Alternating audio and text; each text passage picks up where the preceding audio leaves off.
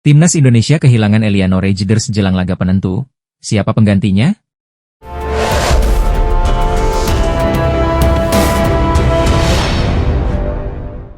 Kabar mengejutkan datang dari skuad Timnas Indonesia menjelang dua pertandingan penting.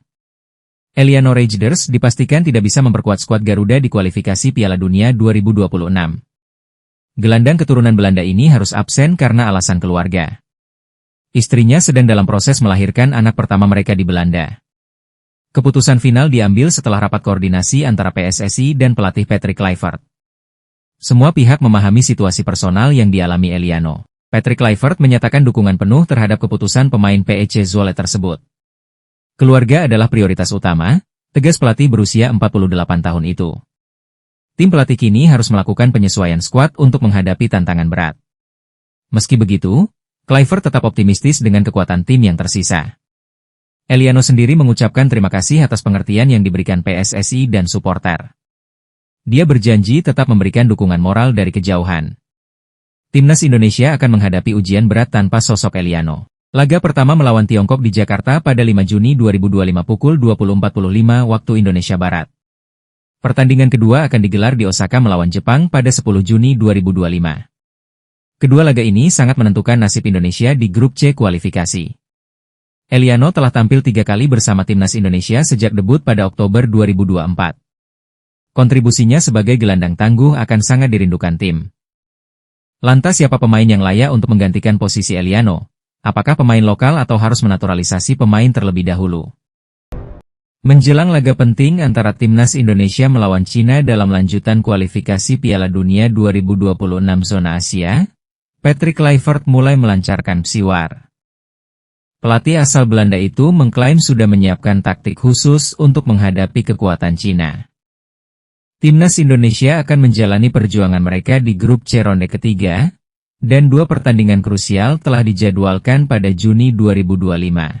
Pada 5 Juni mendatang, Jai Idzes dan kawan-kawan akan menjamu Cina di Stadion Utama Gelora Bung Karno, SUGBK, disusul pertandingan melawan Jepang 5 hari kemudian, yakni pada 10 Juni 2025. Kedua laga ini sangat penting untuk menjaga peluang Indonesia lolos ke babak selanjutnya. Sebagai catatan, dalam 8 pertandingan sebelumnya, Timnas Indonesia meraih 3 hasil imbang, 2 menang dan 3 kali kalah, sehingga tertahan di posisi keempat grup C dengan 9 poin.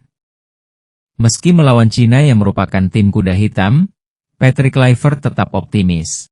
Cina memang tim yang sulit dikalahkan, tetapi saya tahu cara menghadapi mereka dan punya cara untuk mengalahkannya, ujar Kluivert. Kekalahan dari Timnas Cina di pertandingan pertama tentu akan membuat motivasi para pemain untuk memberikan yang terbaik di depan para supporter Timnas Indonesia di Jakarta. Lanjutnya, melawan Cina, lini tengah Timnas Indonesia harus solid. Jika tidak, kisah pilu 15 Oktober tahun lalu bisa terulang di Gelora Bung Karno 5 Juni nanti. Selama 2024, Indonesia kerap memakai 2 gelandang. Pilihannya antara Tom Haye, Ivar Jenner, dan Nathan Choyaon. Namun, formasi ini berubah pada 2025 begitu Patrick Kluivert datang. Ketika melawan Australia, 2 pemain yang dipercaya Patrick Kluivert menjadi jantung permainan Indonesia adalah Tom Haye dan Nathan Choyaon. Hasilnya, Indonesia dilumat Australia 1-5. Saat berjumpa Bahrain, Patrick Kluivert memasang Joey Pelupesi bersama Tom Haye. Rupanya, duet ini tampil solid. Joey Pelupesi main sederhana, gesit, juga cerdik. Aksinya tak menonjol, tetapi dampaknya signifikan.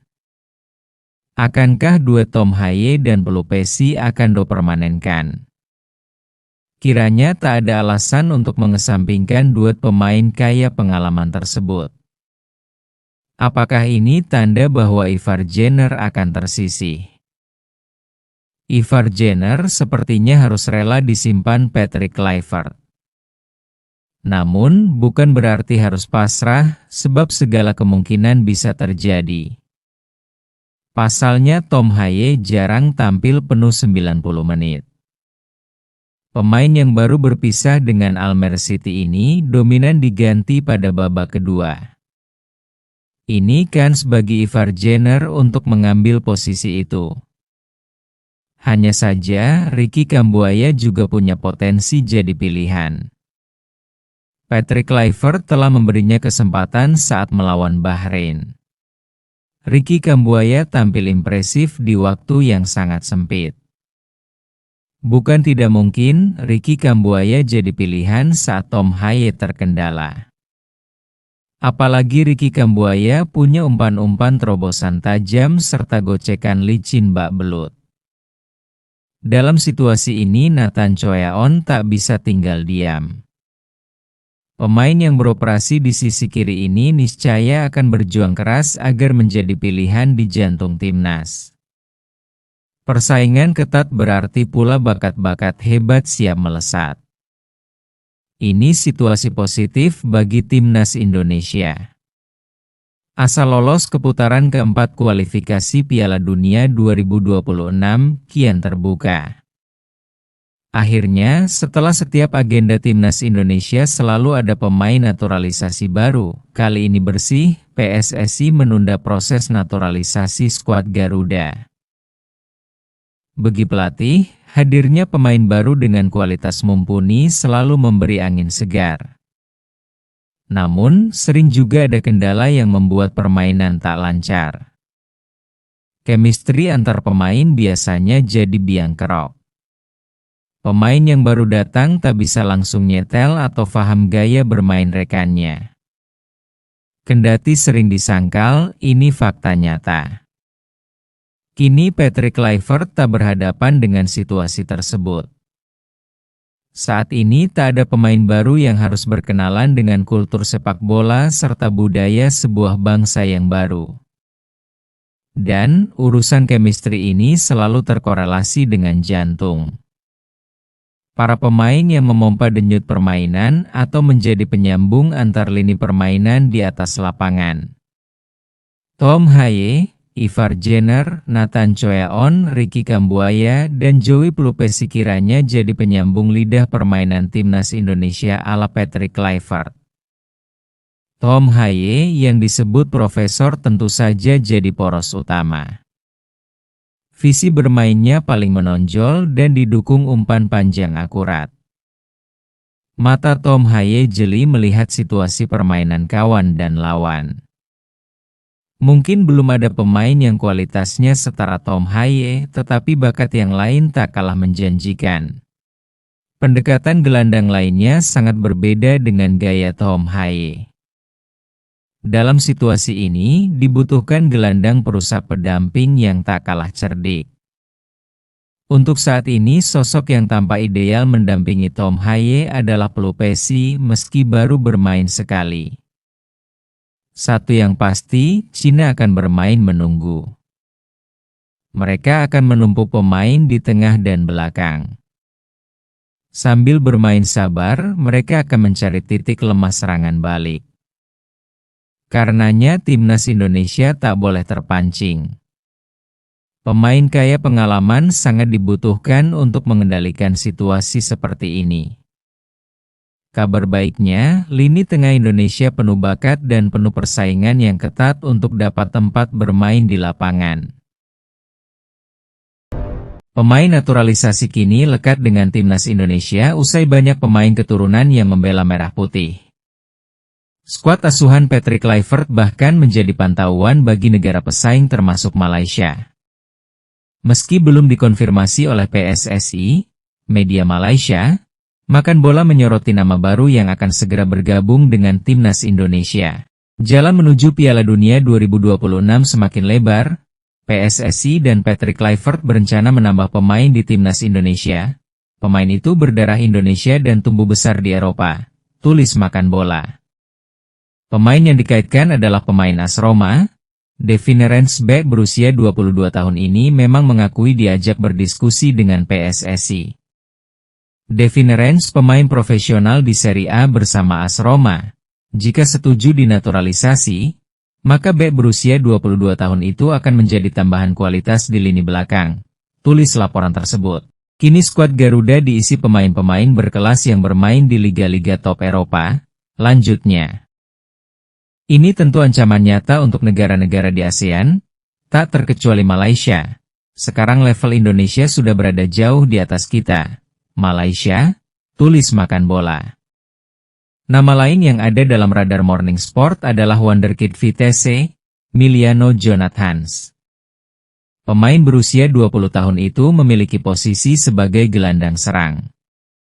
Di usianya yang masih muda dia sudah bersinar dengan torehan 9 gol dan 4 assist dari 15 pertandingan, tulis ulasan laporan tersebut.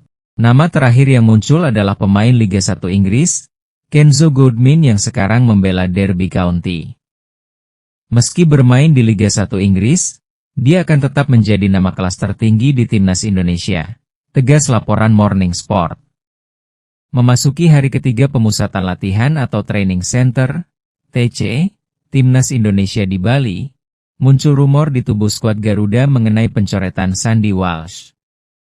Bek sayap ini dikabarkan dalam kondisi cedera dan memerlukan waktu pemulihan cukup lama.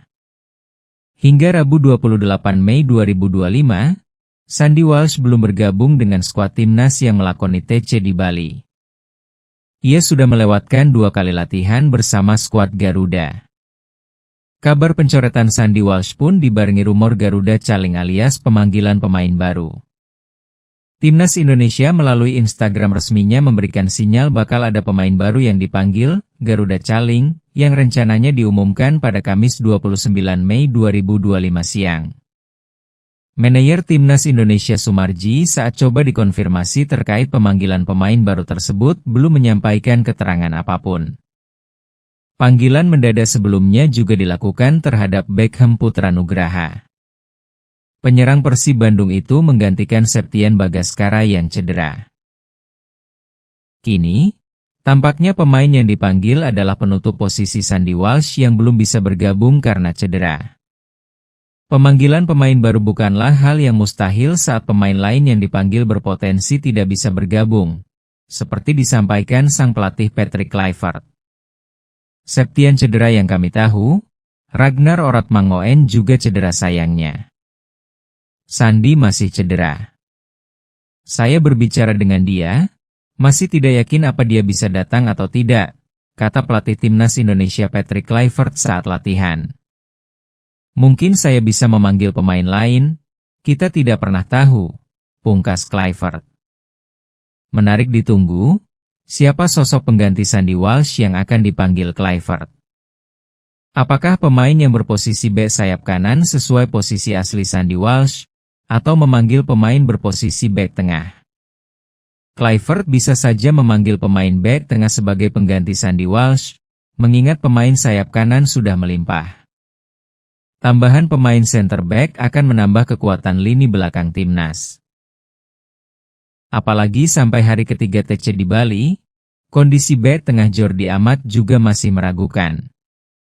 Meski sudah bergabung dengan skuad Garuda di Bali, namun Jordi Amat belum pernah mengikuti 2 kali latihan sebelumnya. 3 pemain yang berpotensi debut untuk timnas Indonesia saat lawan Cina, salah satunya ada Emil Audero. Pelatih timnas Indonesia, Patrick Kluivert, memanggil 32 pemain untuk jalani pemusatan latihan, TC, di Bali. Persiapan matang dilakukan karena skuad Garuda akan hadapi 2 laga penting pada Juni 2025. Termasuk hadapi Cina di SUGBK, Jakarta, pada 5 Juni 2025. Jelang laga tersebut, Patrick Kluivert tak hanya memanggil pemain andalan, tetapi juga sejumlah wajah baru. Beberapa pemain pun berpotensi jalani debut bersama timnas Indonesia saat lawan Cina nanti. Siapa saja mereka? Salah satu pemain yang berpotensi debut untuk timnas Indonesia saat lawan Cina adalah Emil Audero. Kiper berusia 28 tahun ini resmi dinaturalisasi di Roma, Italia, pada 10 Maret 2025. Tetapi, Emil belum juga jalani debut membela timnas Indonesia. Dia turut dipanggil ke skuad Garuda pada Maret 2025, Tetapi Patrick Kluivert lebih andalkan Martin Paes di posisi penjaga gawang. Kini, peluang Emil Audero debut membela timnas Indonesia terbuka lebar. Sebab, Paes dipastikan absen saat lawan Cina karena akumulasi kartu. Kemudian, ada Reza Arya. Kiper PSM Makassar ini juga berpotensi debut saat timnas Indonesia melawan Cina. Dia turut dipanggil Patrick Kluivert untuk berlaga pada Juni 2025. Reza Arya sejatinya beberapa kali dipanggil untuk membela skuad Garuda, termasuk pada laga persahabatan melawan Palestina, Argentina, hingga Turkmenistan. Namun, dia hanya mengisi bangku cadangan. Terakhir, ada Beckham Putra. Bintang Persib Bandung ini dadakan dipanggil ke timnas Indonesia. Dia awalnya tak masuk daftar 32 pemain yang dipanggil Kluivert, tetapi Beckham kemudian bergabung ke skuad gantikan Septian Bagaskara yang cedera. Ini merupakan panggilan pertama Beckham ke timnas Indonesia level senior. Sebelumnya, dia kerap membela skuad Garuda di kelompok umur, seperti U23, U22, dan U19. Beckham pun berpeluang debut membela timnas Indonesia karena tampil ciamik musim ini. Tercatat, dia mengemas 7 gol dan 3 assist dari 34 penampilannya bersama Persib Bandung di semua kompetisi 2024 hingga 2025. Terlebih, Beckham juga sukses mengantarkan Pangeran Biru julukan Persib Bandung juara Liga 1 musim ini. Pencapaian ini membawa Persib back-to-back juara Liga 1. Patrick Kluivert menunjukkan kepercayaan diri tinggi jelang 2 laga penting timnas Indonesia menghadapi Cina dan Jepang. Skuad Garuda akan terlebih dahulu menjamu Cina di Stadion Utama Gelora Bung Karno, sebelum melakoni laga berat melawan Jepang di kandangnya. Menurut Kluivert, 2 pertandingan ini merupakan ujian besar, tapi juga peluang emas untuk menunjukkan perkembangan tim. Ia memastikan bahwa persiapan dilakukan secara maksimal agar para pemain bisa tampil optimal dan meraih poin penting. Melawan Cina, Kluivert optimistis anak asuhnya bisa meraih kemenangan. Ia menyatakan rasa hormat terhadap lawan, namun percaya bahwa timnas Indonesia punya kapasitas untuk tampil dominan. Keyakinan ini tak lepas dari performa positif para pemain di klub masing-masing dan semangat tinggi menghadapi pertandingan kandang. Kluivert juga ingin mempersembahkan hasil positif bagi para pendukung yang akan memadati stadion. Namun, Kluivert juga tak menutupi tantangan besar yang menanti saat melawan Jepang. Tim Samurai Biru saat ini memimpin grup C tanpa kekalahan dan sudah memastikan diri lolos ke Piala Dunia 2026. Ia menyebut pertandingan tersebut sebagai ujian nyata bagi timnya. Meski demikian, pelatih asal Belanda itu memastikan bahwa Indonesia tak akan gentar. Ia ingin pemainnya bermain lepas dan berani menghadapi tekanan besar dari tim sekelas Jepang. Laga kontra Cina dianggap sebagai momen krusial untuk membangun kepercayaan diri sebelum bertemu Jepang. Jika menang di Jakarta, motivasi tim akan meningkat signifikan. Kluivert menyebut peluang menang atas Cina sebagai hal yang realistis, asalkan para pemain tampil disiplin dan fokus. Setelah itu, barulah fokus dialihkan sepenuhnya untuk menghadapi Jepang dengan persiapan yang lebih matang. Kemenangan atas Cina akan menjadi batu loncatan penting menuju laga tandang yang jauh lebih berat di tanah Jepang. Piala AFF resmi berganti nama menjadi ASEAN Hyundai Cup setelah menjalin kemitraan besar dengan perusahaan Hyundai. Pengumuman kerjasama ini dilakukan secara resmi pada 26 Mei 2025 di pabrik Hyundai Manufacturing Indonesia Kabupaten Bekasi. Hyundai kini menjadi mitra utama dalam turnamen ini, menandai babak baru dalam perjalanan sepak bola regional yang penuh gairah. Ini adalah kolaborasi pertama Hyundai dengan dunia sepak bola ASEAN, dan dianggap sebagai langkah strategis untuk memperkuat kehadirannya di kawasan Asia Tenggara. Kemitraan ini difasilitasi oleh Sport FIFA yang melihat potensi besar dalam menggabungkan kekuatan antara sepak bola dan inovasi mobilitas. Presiden Hyundai Motor Asia Pasifik, Sunny Kim, menyatakan bahwa kolaborasi ini sejalan dengan visi global mereka, yaitu Progress for Humanity. Menurutnya, sepak bola adalah lebih dari sekadar olahraga, Ia adalah kekuatan yang menyatukan komunitas dan membuka peluang bagi pendidikan, inklusi, dan pertumbuhan berkelanjutan.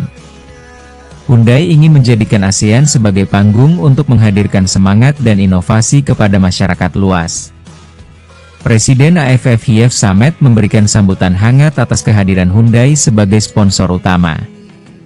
Ia menyebut bahwa kemitraan ini memiliki kesamaan visi dan misi dalam mengembangkan sepak bola di Asia Tenggara. ASEAN Hyundai Cup kini diharapkan menjadi platform yang tak hanya kompetitif, tetapi juga menginspirasi generasi muda dan memperkuat komunitas sepak bola regional. Dengan warisan keunggulan Hyundai dan semangat tak tergoyahkan AFF, turnamen ini diyakini akan memasuki era baru yang lebih besar, lebih inklusif, dan lebih mendunia. Legenda sepak bola Indonesia Bambang Pamungkas turut menyambut baik kemitraan ini.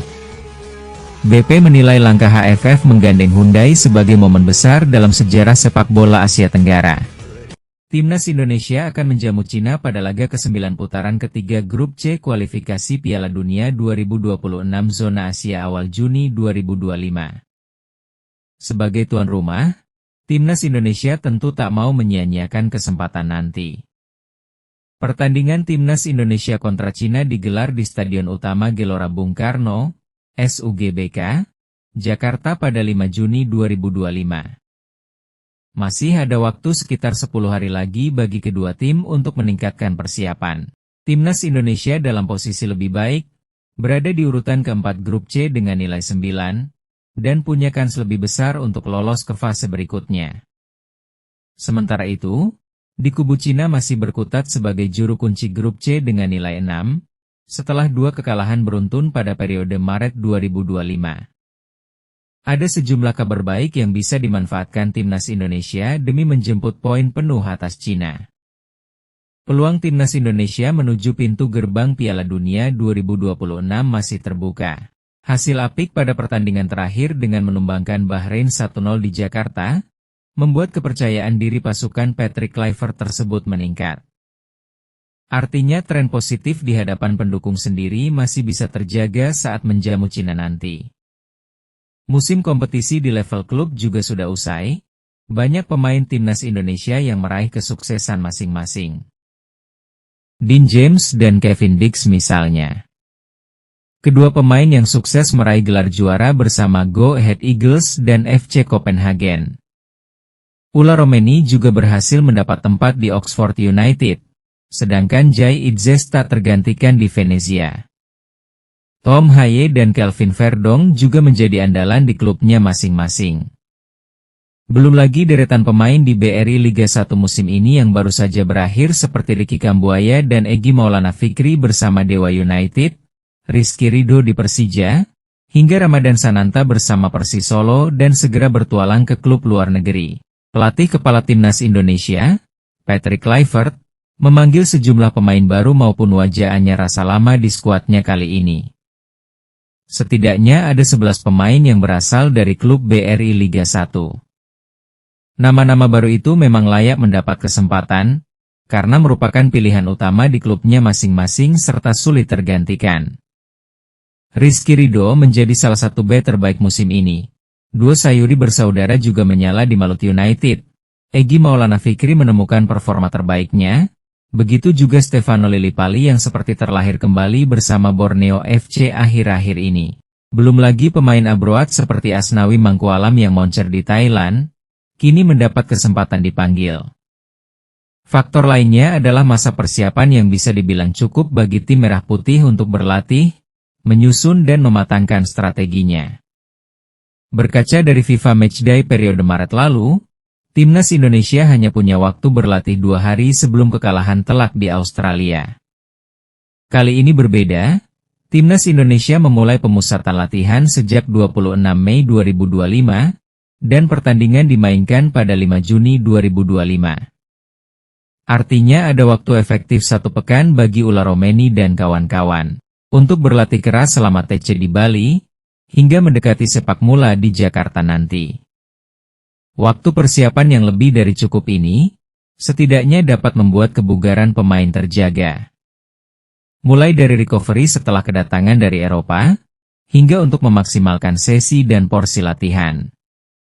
Di sisi lain, seluruh pemain timnas Indonesia bisa melakukan evaluasi dengan maksimal ketika melawan Cina, seperti berkaca pada pertemuan pertama, Oktober tahun lalu.